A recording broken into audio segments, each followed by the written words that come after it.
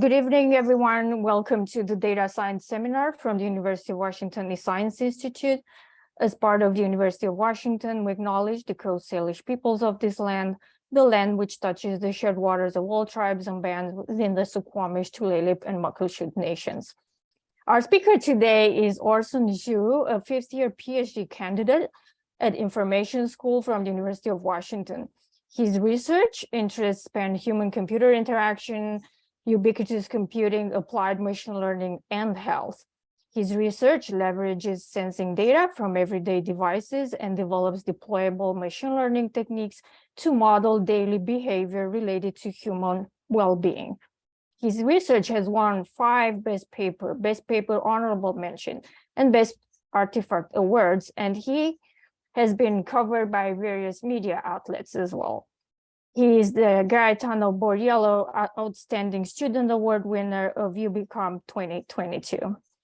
Today, Orson will talk about Toward the Next Generation Health and Well-Being, Bridging Behavior Modeling and Intervention. Please use the Q&A box to ask Orson questions. He will take them at the end of his presentation today. With that, please, Orson, take it away. Thank you. Thank you very much, Greta.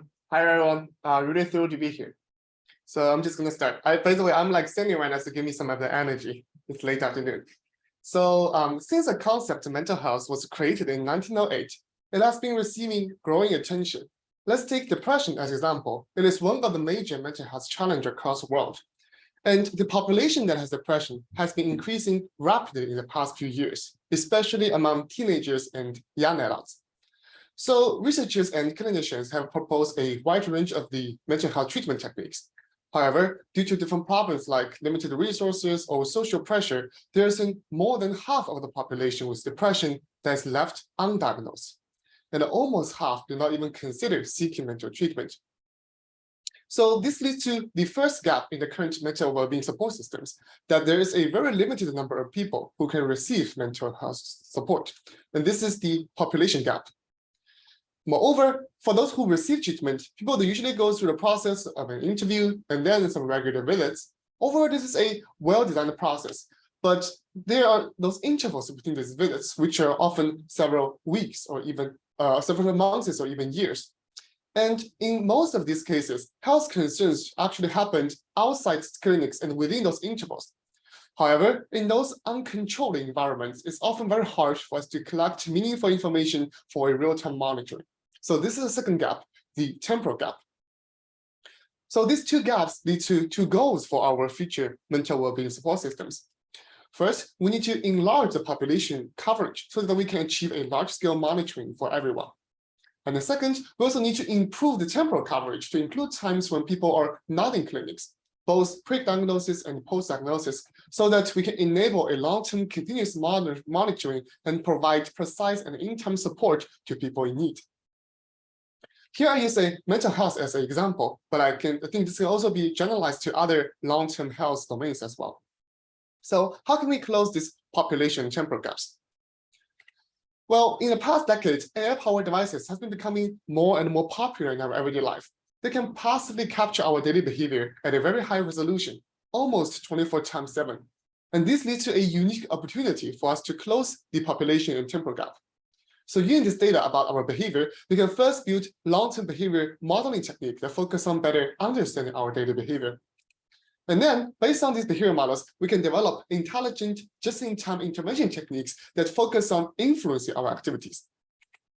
Then with the AI technique behind our modeling and intervention techniques, we can then create the next generation intelligent systems to improve users' well-being. So this sounds like a very good plan, but apparently we're not there yet. So what are the challenges? Well, we all know that AI has been doing a great job in many applications. However, even the most advanced AI like the ChatGPT or DALL-E 2, they may still fail in our real-world deployment. So deployability has been one of the most important challenges for complex AI problems, and this is especially true for our case with AI for health on everyday devices. So actually, some of the AI algorithms have been pretty robust. Current devices can already detect our low-level behaviors like step counts or heart rates. However, they are still far from understanding or monitoring our higher-level long-term behaviors, such as our daily routines or mental well-being. Existing research about our long-term behavior is still far from real-world deployment, and my research aims to address the deployability challenges in my field. So coming back to this figure, the majority part of my research has been focusing on developing deployable AI techniques for both behavior modeling and intervention on our everyday devices. And of course, there are other important challenges, such as the privacy concerns or ethical concerns when we are going to develop a technology that is able to monitor and influence our behavior. But here, as an initial research effort, we first need to explore whether the two steps of behavior modeling and intervention is even possible or not before we can answer the privacy and ethical concerns. And in fact, the privacy and ethical concerns are actually in my future research engagement that I plan to address. So in today's talk, let's gonna focus on the deployability challenges of behavior modeling and intervention. And to do this, we need joint efforts from two sides. First, we need technical experts who know how to process signals from these devices and build up behavior models.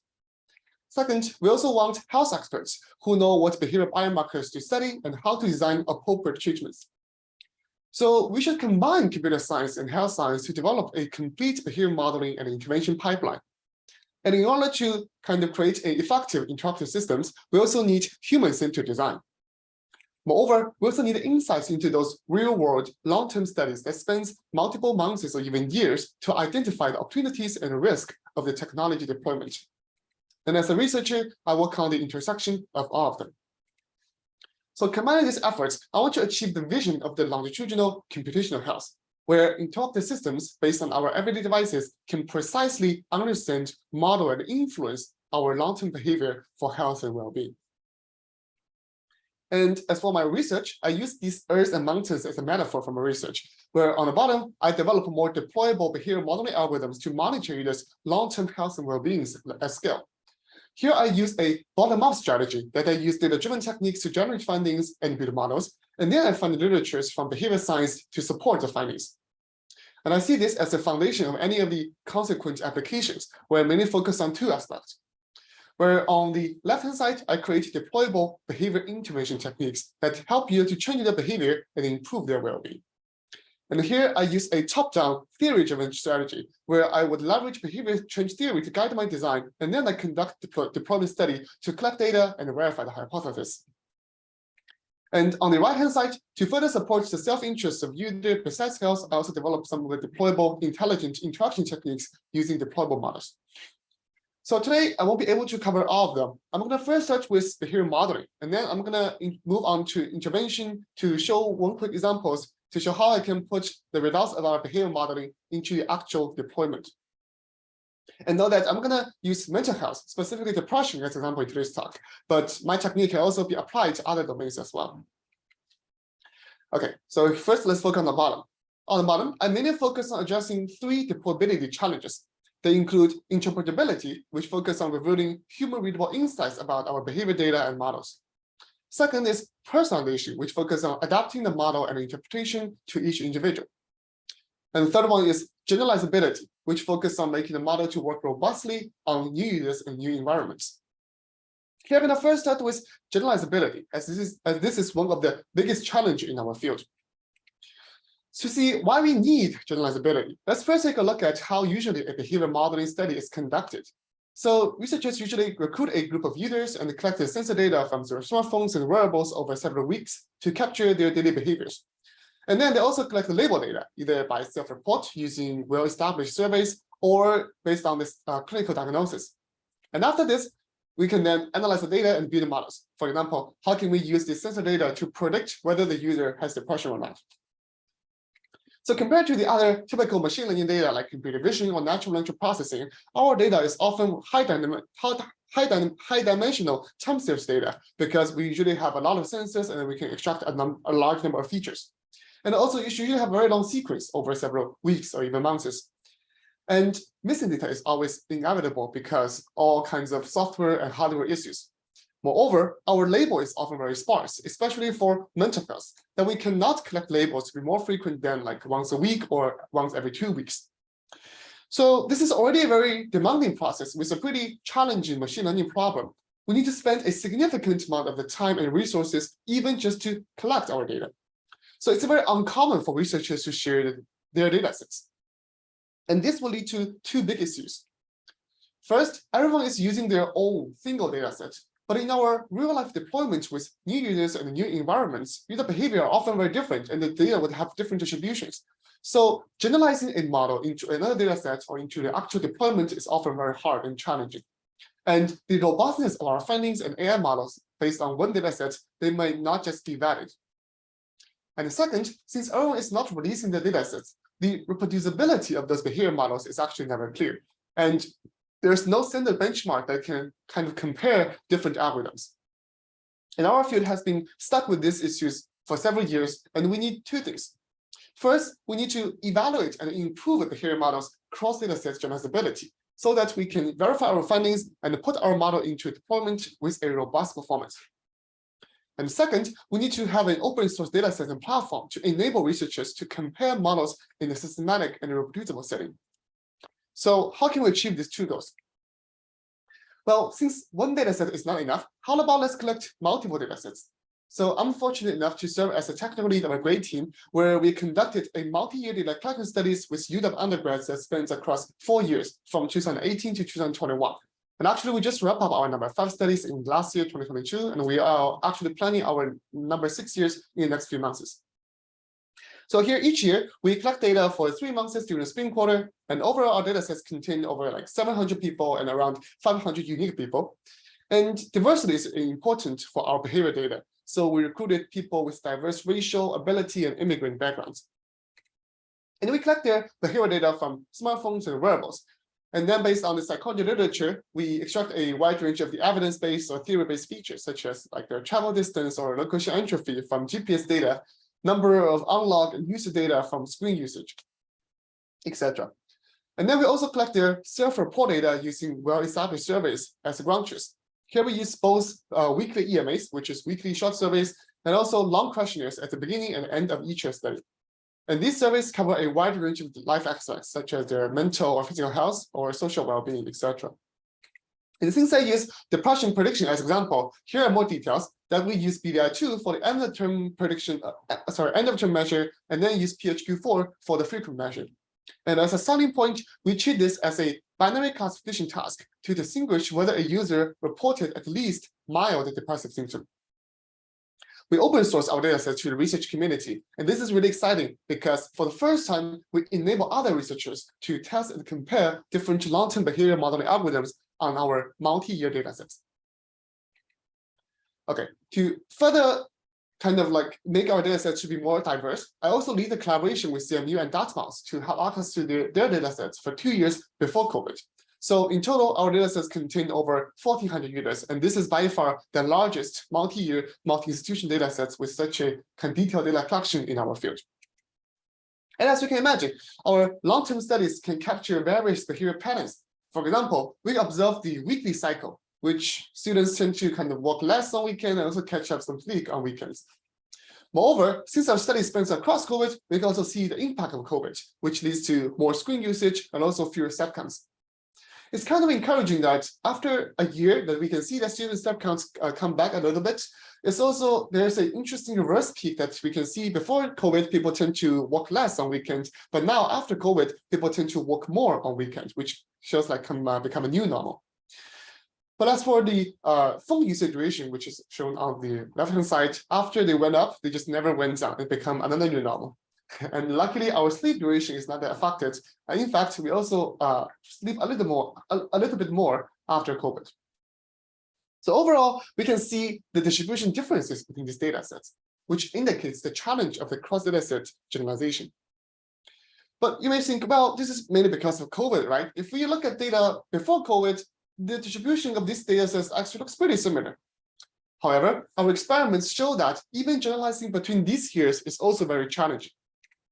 To see this, we re-implemented 8 prior depression prediction algorithms. 4 of them focused on end-of-term prediction, which is shown on the left-hand side, and the other 4 focused on frequent prediction on the right-hand side. And this is their result in their papers, which looks pretty promising. However, when we test these models on our datasets, we observe a substantial performance drop of around like 15 to 25% of their accuracy, especially for those frequent prediction models. Their accuracy dropped to almost 50%, which is barely better than a random guess. So a closer inspection showed that this model failed because it cannot deal with the distribution shift effectively. So we need more advanced algorithm to address this challenge. And recent advances in the machine learning community have brought up many domain generalization techniques, which focus on generalizing a model to unseen datasets. Well, this is exactly what we need. So we borrowed from them and implemented a type of deep learning-based domain generalization algorithm to cover 4 major categories and build 50 models. Here I use a gray color because you don't need to remember any of them, but only the takeaway that none of them actually generalize well on our dataset. Well, this is probably because that these models were designed for computer vision or NLP tasks, which does not fit well with our time series behavior data. So how can we make a behavior model to be more generalizable?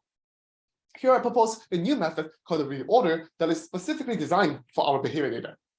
To see how it works, here's a general deep learning time series model, and reorder creates a new task of solving a temporal reordering puzzle. It first slices the data, and then shuffle their temporal order, and then trains a separate task to find its original temporal order.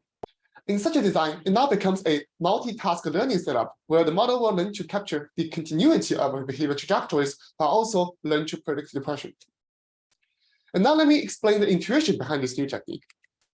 Here, the new method mainly leverages a human nature called behavior continuity. Let's first take like an example of behavior data. Let's say the heart rate sequence of a day.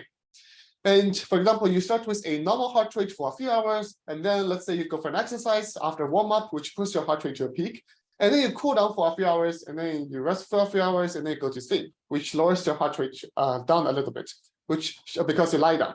So which shows you a typical healthy day. Here, the time heart rate data is a continuous temporal sequence that reflects the daily routines, the circadian rhythms of your behavior in the 24 hours. So if we break this temporal continuity and change its temporal order, the sequence is going to look pretty weird. Now, this is just an example. It's look like you warm up on the body in the morning and then go to take a nap, and then suddenly go to exercise after a nap, which actually makes no sense compared to the original temporal order. And such a continuous routines is also reflected from other data sets, from other sensor data, such as the screen usage data, where you may check your phone mainly at a certain times of the day, like morning, noon, and night, or the distance from home, where you may leave the home in the morning and come back home at night. And these data are all continuous, and such a continuity is pretty common among almost everyone. Here, I'm not going to say that the shape is going to be the same. Everybody has they have a unique behavior patterns, but it's more about such a continuity because it's a pretty general human nature. And such an observation inspires the key concept behind the reorder that we can improve a model's generalizability by learning this general nature of our behavior continuity. So come back to this figure, in this multitask learning setup, the second reordering task is actually designed to capture such a behavior continuity. And since this continuity is pretty common in general human nature, solving these two tasks can help the model to extract more generalizable representations for our depression prediction. And visualize the data in our representation space. First, everyone from each data set have their own small clusters because they have different distributions. So it's hard to have a single classifier to do the job. And after we introducing the reordering task, learning such a general behavior continuity can lead to more domain invariant embeddings and can push this data to be closer to each other so that the classification is easier. This is why our new algorithm is going to work. So in order to evaluate these algorithms, we first use a leave one data set out setup, which takes one data set for testing and all the other for training. And now we have this rich data sets. And for the first time, we can finally systematically compare all different algorithms, including previous depression perturbation algorithm, the domain generalization algorithm from the machine learning community, and also our new algorithm reorder. And here are the results. So we can see that other than our new technique, many behavior models, they may just have around like 45 to 52% of the balance accuracy, which basically means that they do not have enough traceability in our data sets. And reorder significantly outperformed other methods by at least 4 to 10%. Moreover, also for the first time, our datasets can support even more cross-dataset evaluation. We can do pre-post COVID, where we can take datasets before COVID for training and after COVID for testing, and vice versa. We can also do cross-institution evaluation, which takes datasets from one institution for training and the other for testing. Moreover, there's a small group of users that attended more than 1 year of the study at UW. So we can also test with these users, where we can train a model with this small group of users from one data set, and then we can test on the same users from our data sets. And our results indicate that reorder consistently ranked the top 1 for all different tasks. And they indicate that the idea of leveraging behavior continuity is pretty effective. Moreover, we further consolidate all these 24 models and develop the first open source benchmark platform called Global. It can not only support a flexible adjusting and rapid testing of the existing algorithms, it also provides templates for researchers to develop their own algorithms. And now with our open source datasets, our platform now enables a systematic and reproducible comparison among different algorithms.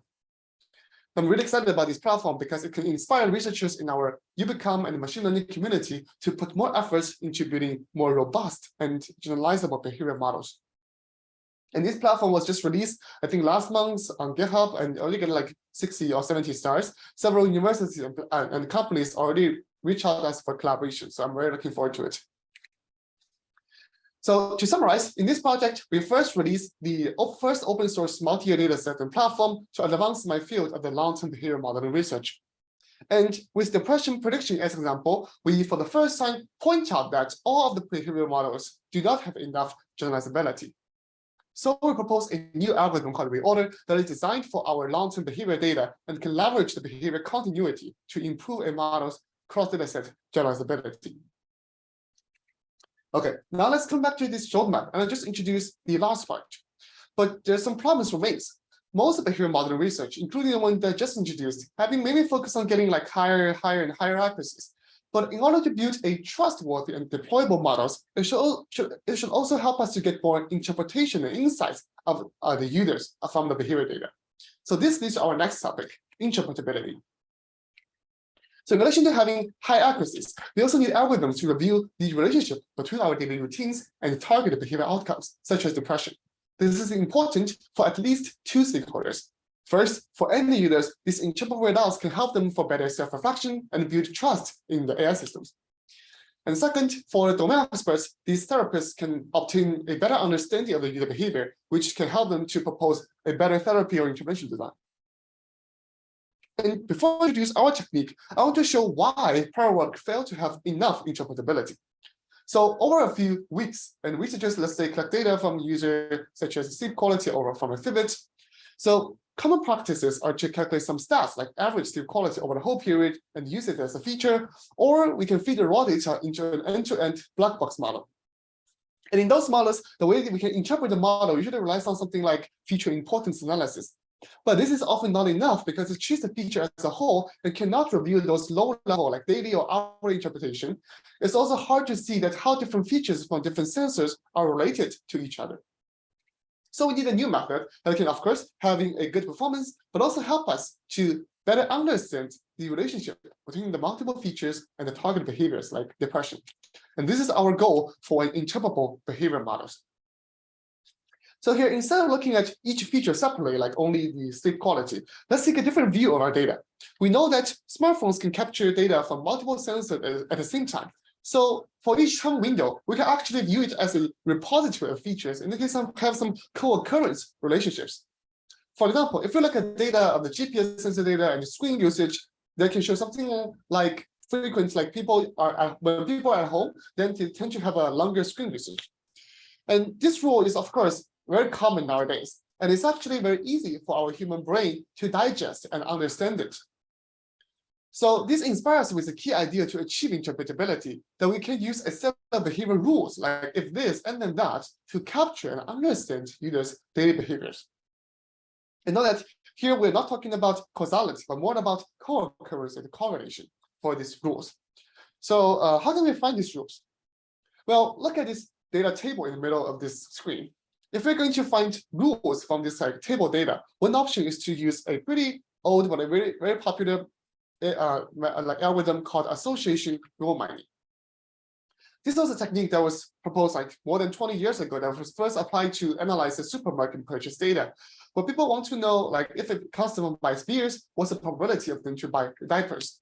And a rule would have some coefficients like support or confidence to describe how frequent it is. And in our case, we can repurpose association rule mining. We can replace these items with feature values and then find frequent behavior patterns from the data, like the probability of having long screen usage given a set of features X, such as when users are at home. So we define this feature X as the context of the feature Y. Great. Now we can use association rule mining to find frequent behavior patterns. We can apply it to the user group with depression and the user group without depression, so that we can find each of their frequent behavior patterns with a set of behavioral rules. And now let's think about what is a effective rule if we're going to kind of like find among these rules. So in order to do a depression prediction task, we want rules that can capture the behavior differences between these two groups. And here is an example of an effective rule from our datasets. So here the context X shows that the students is mostly on campus during the day, and the Bluetooth sensors indicate that they interact with diverse people on campus, and the feature Y is about having a good sleep quality at night. This rule is easy to understand. It describes a pretty healthy and social and sleep lifestyle. So given such a rule, we propose a new type of feature called contextually filtered features. We can use a context X to select a period that fulfills it, and then we can only calculate the aggregation of a target feature Y, such as the mean and standard deviation within the substance. And in such a way, the feature can contain less noise in the context of this rule. And to see why this rule is powerful, we find that the average sleep quality under this context is significantly better among students without depression compared to students with depression. And this is supported by psychology literature that the disturbed sleep pattern is a common depressive symptom. But if we just compare the overall average sleep quality, it actually shows no significance. So this indicates how useful this rule is. And this is the type of the effective rules that we're looking for. And such rules can not only help us to better understand the behavior, but also extract more powerful features, such as sleep quality under this particular context, to distinguish two groups. So, but this example is manually picked by me, right? So if you have played with association rule mining, you're gonna know that it's gonna generate like millions and tons of different rules. So how can we find these effective rules in those rule sets? Here's what we do. So given a behavior rule on both sides with their own support and confidence, we propose a new metric based on three characteristics. The first is confidence difference, which highlights a rule with different probabilities conditioned on X. And second is context difference, which highlights a rule with different frequency of the context. And the third is context specificity, because we want to avoid rules that are overly broad with just like one item in X, like being on campus, which is not very informative. And since these three values are at different scales, we merge them by a multiplication. And we then add three weights to adjust their relative importance so that we can get this new metric M. And now I can just use this new metric to select the effective rules from our rule sets. And this is a step that can find rules such as like this to provide the interpretation. And as for the classification, we can then extract contextually filtered features using these rules and then train an off-the-shelf machine learning classifier to do the prediction. And know that here the rule mining population and the model training population is separate to avoid overfitting. And we evaluate our methods from two aspects. With a single dataset, our technique outperformed the reorder that we just introduced in the previous project, and also other baselines by more than 10% on both balance accuracy and effort scores. Moreover, with the cross dataset setup, it achieves the comparable performance with the reorder and also ranks among the top 5 in many generalization tasks. And these rules show that the contextually filtered features are powerful and pretty generalizable. More importantly, our technique can generate interpretable behavioral rules that can capture behavioral routines. To see this, here's a heat map of the frequency of a set of behavioral rules over a coordinate. The x-axis shows the time, and the y-axis lists out different rules. And the brighter the color is, the more frequent this rule is among students at that given time. And as we can see, there are some rules becoming more or less frequent in the midterm. And the closer inspection shows that the rules that are becoming more frequent are about their study activities, and those that are less frequent are about their high-quality sleep or social patterns. So the changes during the midterm actually becomes very understandable due to the impact of the midterm exam. This also shows that our technique can capture multiple routines of their life experiences. And in addition, we are more interested in how different behavior patterns are, different between the group with and without depression. For example, the rule you have seen before about their location, Bluetooth, and sleep, the depression group had it 30% less frequent than the non-depression group about having a good sleep quality. Another common rule in our datasets is related to their location and phone usage, and the depression group had it over 20% more frequent than the non-depression group about having a longer and more frequent smartphone usage, which could indicate difficulties in focusing. Again, these interpretations are supported by the literature that both dyspepsia patterns and the lack of focus are common depressive symptoms. And such a difference is not significant if you only compare the general average sleep quality or screen usage. So compared to prior work that only analyzed the single features, our technique can narrow down to some specific context to provide a more fine-grained interpretation. Also, note that the current behavioral rules mainly only indicate the association and the correlation, but not causality yet, which is actually one of the future directions I plan to explore. So to quickly summarize, we propose the first algorithm that can extract interval behavioral rules in the automatic process to help us to better understand our long-term behaviors.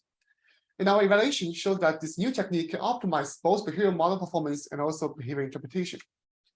Many insights from these rules are supported by psychology and psychiatry literatures, but also there are some that are not supported but show pretty interesting results. So we are actively working with psychologists to see how these different interpretations can inspire potential future research directions and better intervention design. And now that I just mentioned the intervention, I want to move on to the next topic of our research. So here I've covered the part of the interpretability and generalizability. So I have more explorations in behavioral modeling, such as personalizations and more, and I'm happy to talk about them in the future. But today, for the sake of time, I want to move on to the next chunk. So building behavioral models is, of course, very important, but in order to actually deploy them and influence the behavior, we need to bring models back to users. So here I take a very different approach. Based on these behavioral models, we also create behavior intervention techniques to influence users' behavior and improve their well-being. Here I want to quickly introduce one example that is built on the top of the insights from our behavior interpretations of the depression models. So as we have just seen, my work on interpretability shows that depression is positively correlated to the frequent smartphone overuse. Although the causal relationship of these two sides is still unclear, I started with smartphone overuse intervention as the initial step before depression intervention, because the later one gonna involve higher health risk. And in fact, there's a growing population with a problem of smartphone overuse and addiction. And many users are actually aware of these issues, but it's just hard for them to regulate their own behavior. So on the market, there have been pretty much just-in-time intervention techniques to help users to reduce their smartphone usage. Most of them either block users or send notifications as reminders. However, although blocking is pretty effective, it can cause a bad experiences, and notifications could be easily dismissed or ignored by users. So researchers proposed recently a just-in-time typing algorithm that has a balance, where users need to enter a sequence of the random digits or password before they can access the app. However, here the typing content is actually not meaningful or interpretable for the users, and all these different techniques are rarely personalized to individuals. So these are again related to the deployment challenges of interpretability and the personalization. Moreover, for behavior change, theories are really important to ensure the effectiveness of the intervention and manage our health risk. So in relation to the bottom-up data-driven strategy I used in the previous two projects, here I also leverage a top-down strategy to use theories to guide my design, and then I collect data to verify the hypothesis. So here we use something called self-affirmation theory, which is a popular method that's been proven to be effective in psychology. Self-affirmation states that reminding users of their internal goals and identities can motivate them to maintain their self-integrity with those goals, and leading to behavior change. For example, if a user thinks that being self-disciplined is important, then we can remind them about this goal. And then they might be able to change their non-disciplined behavior, such as smartphone overuse, so that this claim can still stay valid and they can protect their self-integrity as they're still being someone who can be self-disciplined. So a typical self-affirmation intervention usually asks you to do some formal self-affirmation tasks, such as doing a questionnaire or a writing exercise. However, there's no prior work using self-affirmation in a just-in-time manner. So on the one hand, there's a lack of the content design for just-in-time typing intervention. And on the other hand, there's an opportunity to equip self-affirmation in a just-in-time manner. So we speculate that these two sides can complement each other. So we create TypeOut, a just-in-time, interpretable, and personalized intervention technique that embeds a brief self-affirmation task into the typing content. And our design has two parts. First, a typing-based unlock process that introduces additional interaction costs to decrease the value of use. Second, the value-based self-affirmation content that connects the user's personal value and overuse behavior to increase the value of non-use. And we hypothesized that the combination of these two parts can effectively reduce smartphone usage. So you're going to start by setting up their own personal value list, like self-discipline, and then we can power the intervention with intelligence by using a set of behavior rules defined by users, similar to the one that we've seen before in the interpretable behavior modeling algorithm. And when the intervention pops up before user want to access some app, it will ask the user to type a sentence like "I can be self-disciplined," and users can choose to leave the app anytime during the typing or still access the app after typing. To evaluate this technique, we need a deployment study in the wild, as we need to see whether it can actually influence user behavior in an uncontrolled environment. And this is an important part of my research methods. So we conducted a study with 54 users over a 10-week period, where the first week was to collect their user behavior before they use any interventions, and then they go through different technique for the rest of the time. And here we compare our technique against two other techniques. The first asks the user to type, but just with some random content, so we call it as typing only. The second shows the same self-evaluation sentences, but just with a pop-up window instead of typing, so we call it content only. So each of them take half of our design, our hypothesis, and both belong to the common existing intervention techniques. And our deployment results indicate that type-out is actually more effective. Specifically, it can have a higher acceptance rate. Here, the number means that the number of the green color on the leftmost hand side says, like, when user sees the intervention of the type-out, almost to 60% of the time that they would accept it and stop using the phone, which is much higher than the other two techniques. Moreover, to moving on to the yellow and red part, it can further effectively reduce smartphone usage frequency and durations by more than 25% compared to the baseline week, which is again better than the other two techniques. So this is a very quick introduction of this project. So to summarize, we propose the first intervention technique that combines a brief self-evaluation theory and just-in-time design. And based on the interpretation of our depression prediction models, we apply it to the smartphone overuse reduction as a starting point. And our interpretation and the interpretable and the personalized design of the type-out was verified by a field experiment in the real world.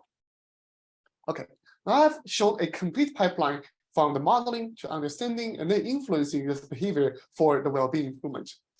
I also have another chunk of work that uses my behavior models for more deployable intelligent interaction techniques. But for the sake of time, I'll also talk about some of the future directions that we're really excited about. So first, I want to talk about more the potential depth of my research. So on the behavior modeling side, I made progress on addressing the three key challenges of the interpretability, personalization, and generalizability.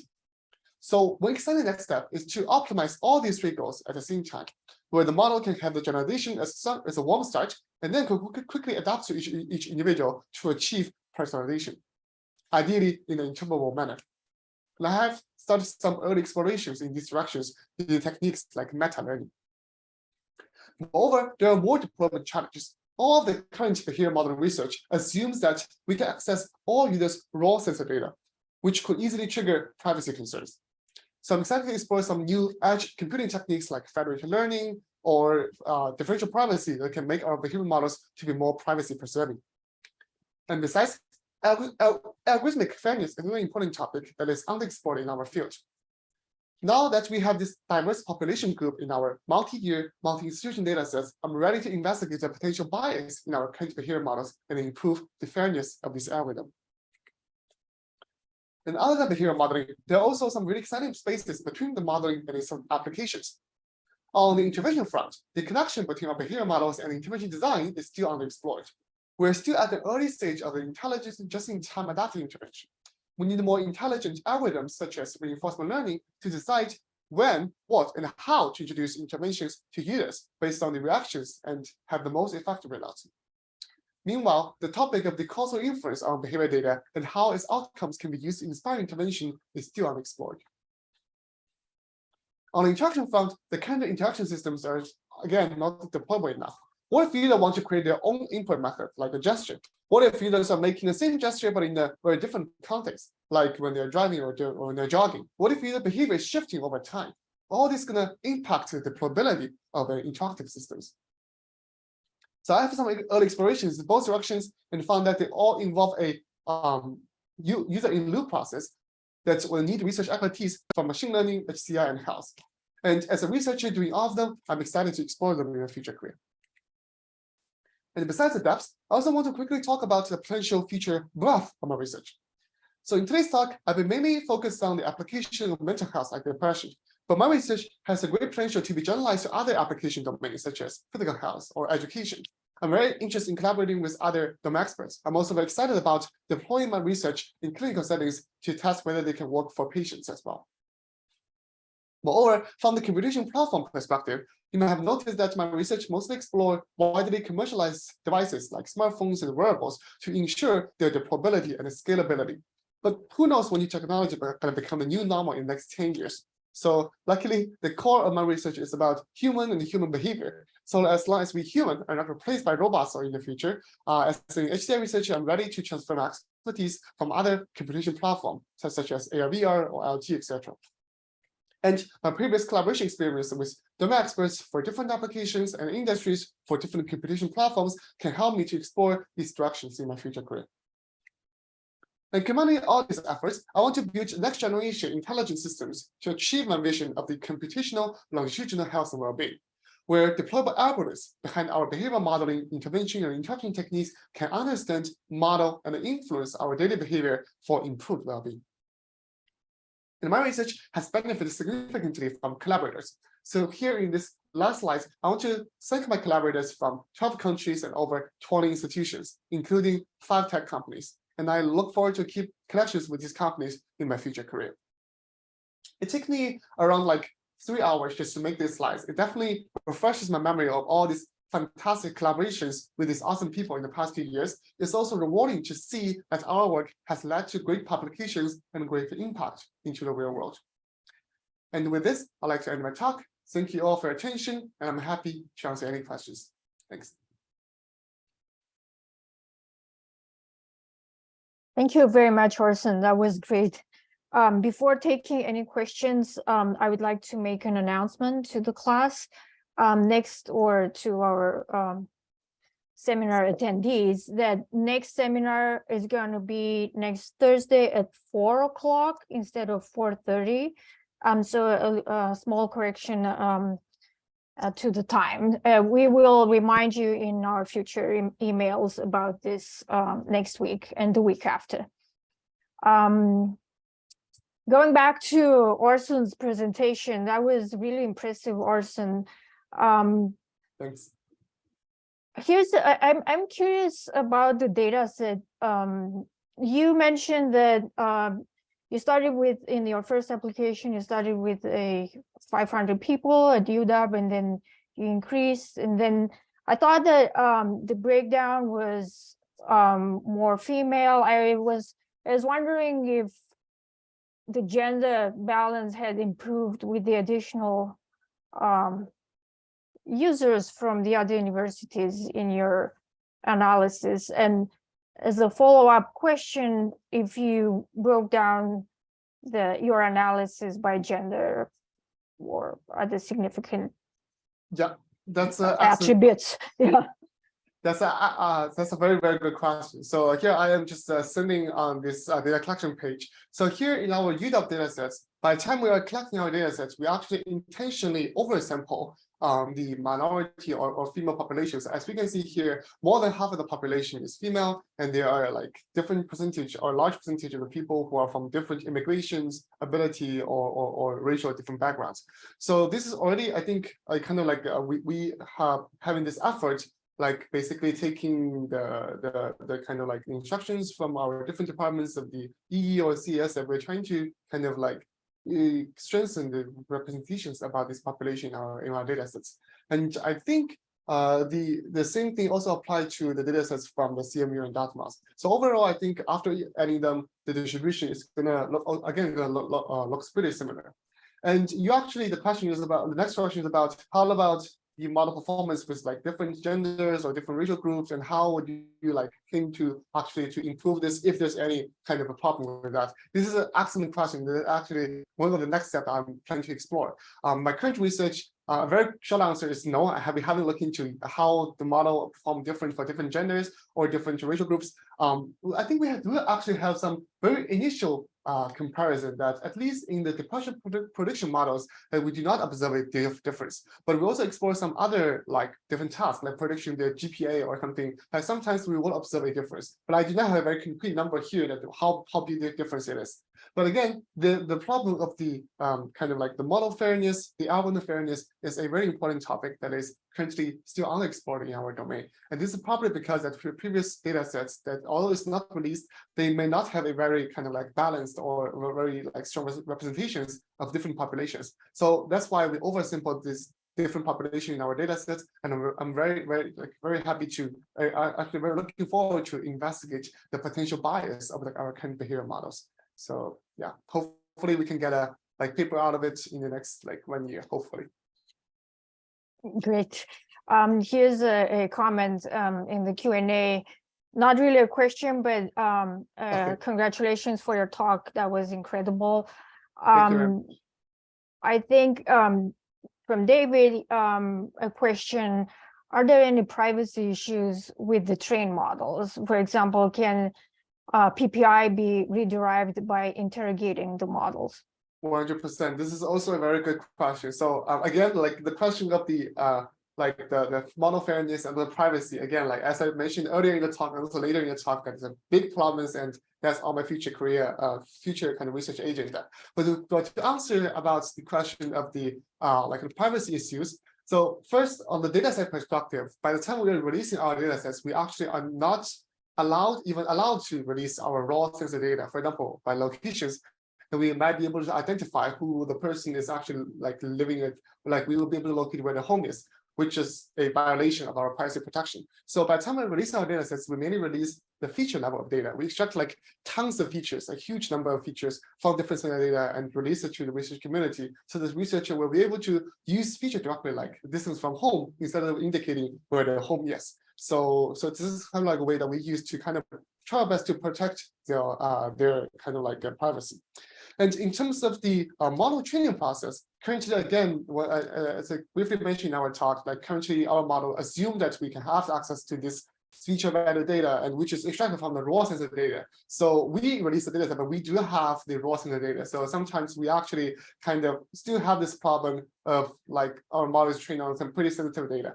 And that's why the next step is to kind of develop some federated learning or something that we will not need the user to upload their raw data. We can also train a model, each model on the user's own devices, and then send their model to us in terms of the raw data to us, so that we can merge these models to have a better model. This is a technique called federated learning. And so there are kind of new techniques emerging to help us to solve these problems, and very excited to explore different possibilities or different applications of this algorithm on our data set. And then I'll also quickly talk about the personal identification possibility. I also did a very interesting experiment with these data sets. So here we have 700 people, and actually, to be more accurate, it's 500 unique people. So we also do a very interesting task. Is given for each user, I don't know who they are. I number them from 1 to 500, and then I take 2 days of data from our data sets.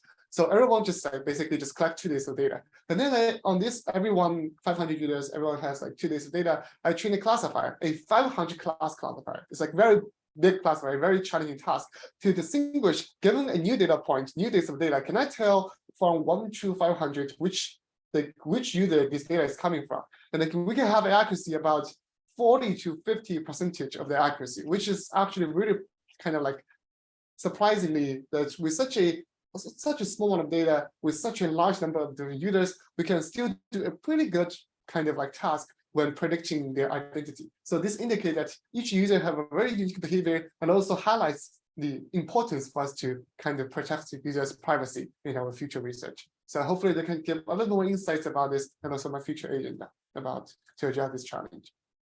But again, thanks for the question. All right, we don't have other questions in the Q&A box, and we are at the time. So thank you, Orson, for your participation in our seminar. Have a good night. Thank you all. Thank you all for joining.